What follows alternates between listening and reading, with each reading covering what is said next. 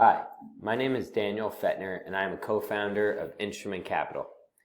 Instrument Capital is a B2B fintech company working on bringing real personalization to investment management.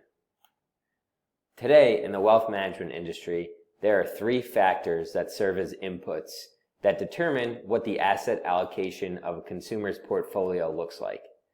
These three factors are age, risk profile, and time horizon. If you're lucky, income is a fourth factor that is considered. Now here's the problem with that. These three individuals, Josh, Nancy, and Ben, all have the same income, age, risk profile, and time horizon. And so if they walked into the same wealth management branch or logged on to the same robo-advisor platform, they would receive identical portfolios with identical asset allocations. But look below the red line.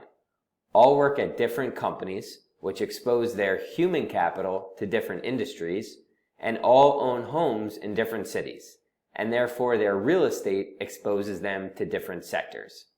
Let's take Josh as an example. Josh works as a financial advisor at JP Morgan and owns a condo in San Francisco. San Francisco real estate happens to be very correlated to the technology sector.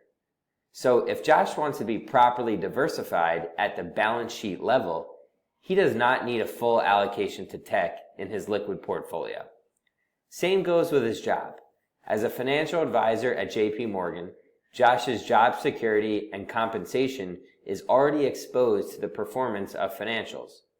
If he wants to be properly diversified, he doesn't also need a full allocation to financials in his liquid portfolio.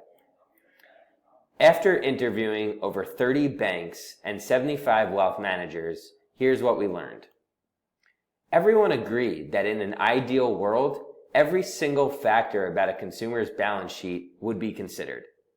But depending on how much revenue the client generates, the wealth manager can or cannot justify going that extra mile to account for non-traditional factors, factors outside of age, income, risk profile, and time horizon.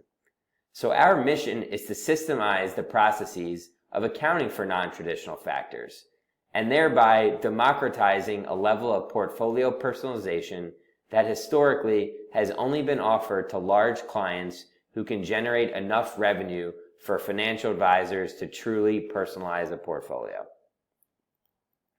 Today, the two factors Instrument Capital is starting out with is real estate and human capital, as these represent two extremely large assets on a consumer's balance sheet that are not accounted for systematically during the portfolio construction process. We account for these factors through statistical algorithms that are designed to consider a consumer's real estate at a zip code level and job by title and by industry. Ultimately, we plan to account for many other non-traditional factors down the road, such as longevity, inheritance, liability matching, and more.